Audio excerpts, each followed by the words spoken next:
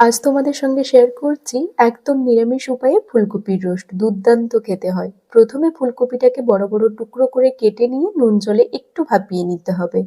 এইদিকে ততক্ষণে একটা পেস্ট বানিয়ে নিচ্ছি চালমগজ, কাজু আর টক দই দিয়ে। ফুলকপিটা ভাপানো হয়ে গেছে, এরপর কড়াইতে সর্ষের তেল দিয়ে লাল লাল করে ভেজে তুলে রাখবো।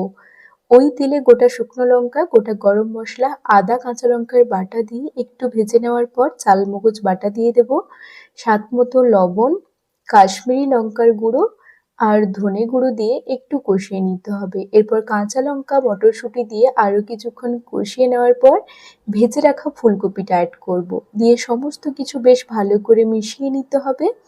এরপর পরিমাণ মতো জল দিয়ে সামান্য একটু স্বাদ ব্যালেন্সের জন্য চিনি দিয়েছি, দিয়ে কিছুক্ষণ রান্না হতে দেব। এরপর ঢাকনা খুলে দিয়ে দেব গরম মশলা আর ঘি।